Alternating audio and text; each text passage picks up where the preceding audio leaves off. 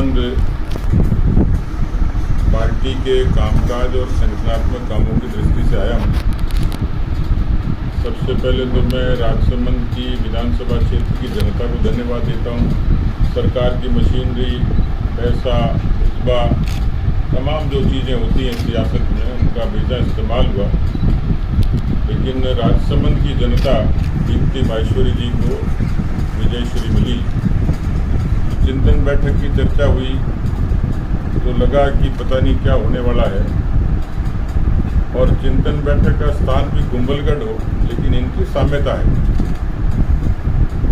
कुंभलगढ़ वो ऐतिहासिक स्थान है जहाँ वीर शिरोमणि महाराणा प्रताप का जन्म हुआ,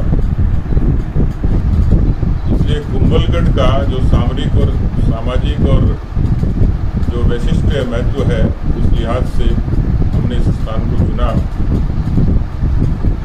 कल से और परसों दोपहर तक भारतीय जनता पार्टी की चिंतन बैठक होगी। हमारे कामकाज में एक विशेषता है कि हम निरंतर अपने काम की समीक्षा करते हैं और आगे की भविष्य का रोड मैप तैयार करते हैं, एक्शन प्लान तैयार करते हैं, कार्य योजना तैयार करते हैं। और ये काम पार्टी के लिहाज से नया नहीं है।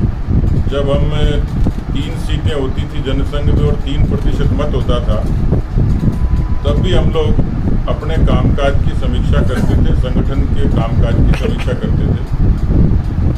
और यही कारण है कि संगठन की इन्हीं विशेषताओं से, जिसमें हमने अनेक प्रतिकूल परिस्थितियों में हार को भी स्वीकार किया, पार्टी की कोर कमेटी, पार्टी के प्रदेश के महामंत्री, पार्टी के संभाग के प्रभारी, ये सब लोग इस चिंतन बैठक में रहेंगे। पार्टी के राष्ट्रीय महामंत्री संगठन श्रीमान BL संतोष, ये हमारे बीच में आज रात से और परसों सुबह तक रहेंगे। हम लोग पूरे राजस्थान भर के बूथ स्तर के कामकाज की, मंडल, शक्ति केंद्र, जिला, मोर्चे, पोस्ट, इनके कामकाज की पूरी समीक्षा करेंगे। और भविष्य के लिए राजनीतिक तौर पर भी हमारी चुनौतियां क्या हैं और हम किस तरीके से आगे काम करें, इन सब बातों पर विचार होगा। एक तरफ तो राजस्थान की सरकार मॉब लिंचिंग पर कानून लाती है, और उस समय के मुख्यमंत्री के, गृह मंत्री के भाषण देखेंगे तो किस तरीके से उन्होंने मॉब लिंचिंग के कानून की पैरवी करते हुए, लेकिन कांग्रेस की कथनी और करनी में फर्क है। कांग्रेस जिस तरीके से राजस्थान में नहीं, हिंदुस्तान में इतने वर्षों तक अपीजमेंट की, तुष्टीकरण की जो राजनीति करती रही, उसकी परिणति यह है कि आज राजस्थान के दलितों को सबसे ज़्यादा प्रताड़ित होना पड़ा है।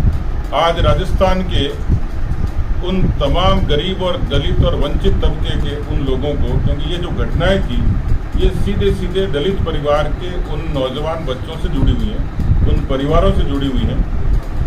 जो राजस्थान का मेवात क्षेत्र है, जिसके बारे में हमारे मदन दिलावर जी ने विधानसभा में बहुत मुखर तरीके से अपनी बात रखी। राजस्थान के गृह मंत्री, जो मुख्यमंत्री भी हैं, एक बार भी उनका ट्वीट या बयान नहीं आया।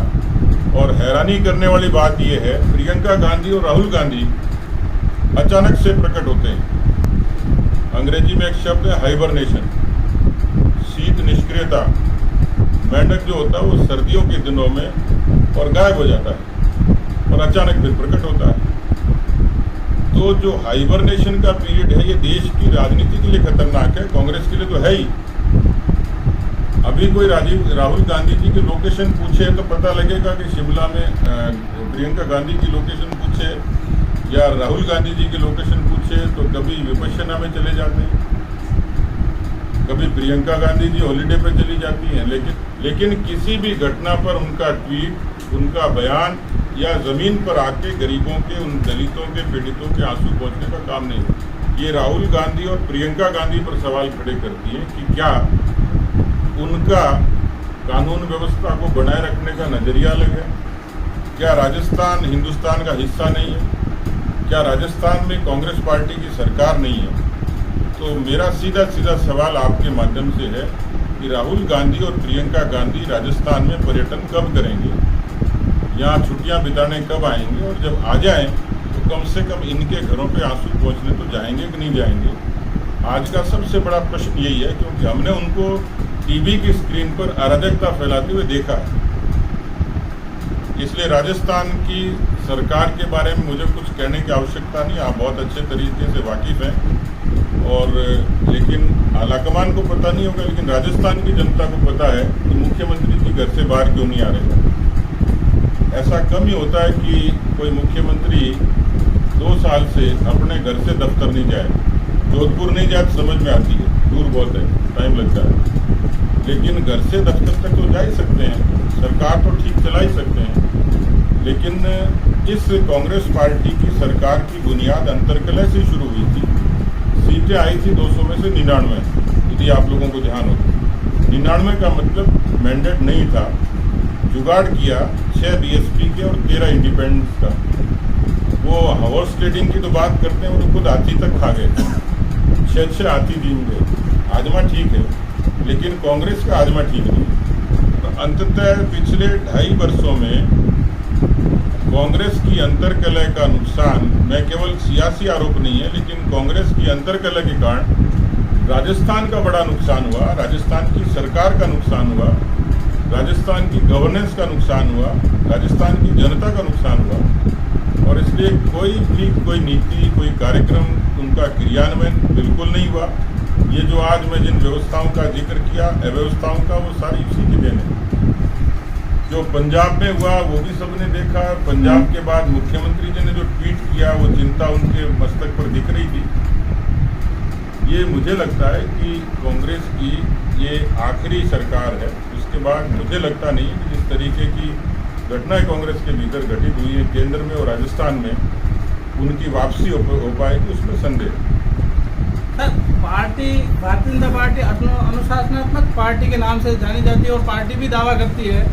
तो वर्तमान में राजस्थान में सहित राजसमंद जिले में भी चुनाव हुए और खूब लोगों ने पार्टी के विपक्ष में काम किया और पार्टी के खिलाफ चुनाव भी लड़ा। उसके बाद भी उन लोगों पर अनुशासनात्मक कार्रवाई नहीं हुई। इस पर क्या पार्टी इस बार नहीं करना चाहती है या विशेष स्पष्ट करें?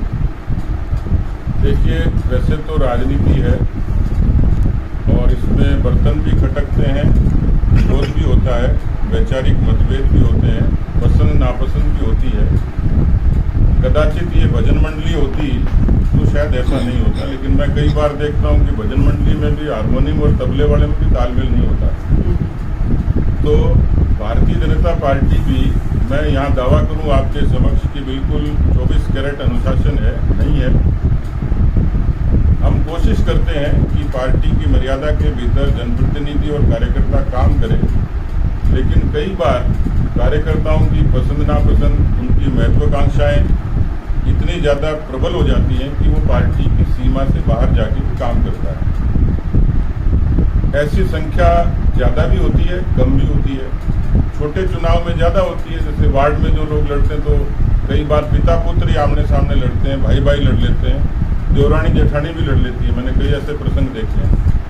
बड़े चुनाव में थोड़ा सा इस पर नियंत्रण होता है, लेकिन फिर भी हमारी कोशिश ये है कि ऐसे कोई हार्ड केसेज होते हैं जो सीधे सीधे जिस पर पार्टी के कार्यकर्ताओं का आग्रह रहता है कि इस पर कार्रवाई होनी चाहिए, वो हम लोग करते हैं, करेंगे भी।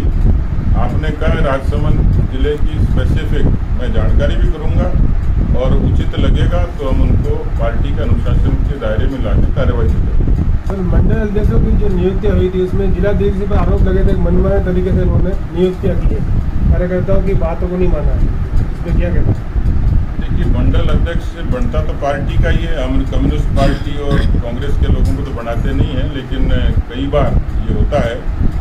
मैं पार्टी का काम कर रहा हूँ तो कोई ऐसा नहीं है कि मेरे को नहीं कहता होगा कि भाई आप वीरेंद्र जी की पक्ष करते हो, तो स्वाभाविक सी बात है। लेकिन फिर भी मैंने जैसे कहा, बनते तो पार्टी के कार्यकर्ता हैं। अब किसी की पसंद हो सकता है, नहीं हो सकता है, कहीं कोई सामाजिक फ्रेम में फिट नहीं होता होगा, कहीं किसी नेता की पसंद नहीं होता होगा, लेकिन फिर भी 1066 मंडलों में है वो काम करने वाली कार्यकर्ता।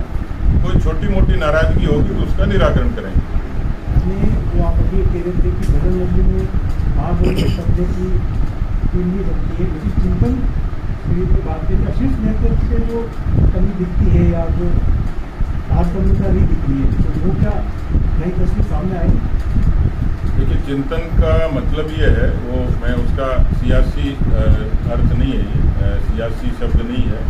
चिंतन, मनन और मंथन ये पुरातन शब्द हैं और शब्दों पर नहीं जाएं तो उसकी भावना पर जाएंगे तो स्वाभाविक तौर पर इसमें ऐसा कोई उथल पुथल नहीं होने वाली है। एक पूरे प्रदेश की 2 वर्षों में पार्टी को बूथ पर मजबूत कैसे करें, ऐसी इन चीज़ों की चर्चा हुई, अनुशासन कैसे मेंटेन हो, मंडल कैसे मजबूत हो, वहाँ के मुद्दे कौन से हैं, पार्टी को आगे आने वाले समय में राजनीतिक और सामाजिक तौर पर किस तरीके से हम लोग मुखर करें, ये सारी समग्रता लिए होती है। और जब चिंतन होता है, मंथन होता है, तो कुछ अच्छा ही होता है। राजसमंद में जिला हॉस्पिटल में काफ़ी विभाग के डॉक्टर्स कम कर दिए गए। चुनाव जीतने के बाद में यहाँ पर सुविधाएं बढ़नी चाहिए थी, उसकी जगह पे कम हुई है। तो क्या राजसमंद की जनता ने कोई गलती की बीजेपी को चुन के? देखिए, ये तो देखना ही पड़ेगा कि सरकार किसकी, सरकार की नीयत क्या है। थोड़ा सा मुझे लगता है इतना सहयोग करें कि कांग्रेस पार्टी के लोगों ने यहाँ पर चुनाव से पहले जो वायदे किए थे, अभी तो मेरे हाथ में नहीं है, तो मैं भी उनसे गुजारिश करूँगा, क्योंकि यहाँ बड़े धुरंधर लोग लगे हुए थे, मंत्री थे, पूरी दिन रात एक किए हुए थे। किसी भी प्रदेश के कामकाज का बीड़ा सीधे सीधे उस राज्य सरकार का होता, नहीं तो हमने अपने विधायकों को कहा कम से कम अपने फ्लोर पर उन समस्याओं को, क्योंकि यहाँ के जो विधायक हैं सदन में उनका पहला दिन था, पहला ही समय था, एक सेशन ही हुआ है। आने वाले समय में राजसमंद की समस्याओं का संकलन करके उठाने की कोशिश तो पुरजोर करेंगे। करने का काम राज्य सरकार का है कि उसकी नीयत कैसी है। मेरी सरकार का दावा कर रहे हैं सर आप, और अभी राजसमंद में 2 चेहरे हैं सीएम के लिए, और किस तरह का चिंतन शिविर होगा? देखिए, चिंतन शिविर की बात तो कर चुका मैं, मुझे लगता है कि बार बार मेरा गला बैठाने की, लेकिन जो आपका प्रश्न है मैं समझ गया, आधा प्रश्न है लेकिन उसको पूरा कर देता हूँ। 2023 में चुनाव होंगे। 23 के चुनाव में कांग्रेस के खिलाफ एंटी इनकम्बेंसी भी होगी। एक परसेप्शन की धारणा है राजस्थान की जनता के बीच में, आप और मैं कहेंगे तो भी नहीं बदलती है। वो मौका देती है एक बार बीजेपी को और एक बार कांग्रेस को। बहुत कम अंतर है। यदि पिछले 2 चुनावों का अंतर लगाएंगे तो हम सत्ता में थे और विपक्ष में थे, तो हमारा जो फिगर है विपक्ष के नाते वो तो 70 से ऊपर रहा है। लेकिन कांग्रेस पार्टी 21 पर और 56 पर भी रही है। इसलिए जो मार्जिन है बहुत कम है, धारणा भी है, एंटी इनकम्बेंसी भी है, लेकिन फिर भी हम लोग सत्ता में आएंगे अपनी खूबियों के कारण और कांग्रेस सत्ता से बाहर जाएगी अपनी कमजोरियों के कारण। निरपेक्ष तरीके से मैं केवल पार्टी के अध्यक्ष के नाते नहीं, लेकिन एक निरपेक्ष व्यक्ति की तरह आकलन करूं तो मैंने इतिहास में ऐसी नकारा, निकम्मे, अकर्मण्य, अराजक भ्रष्ट सरकार नहीं देखी। हालांकि ये शब्द अशोक गहलोत जी ने किसी और के लिए इस्तेमाल किए थे।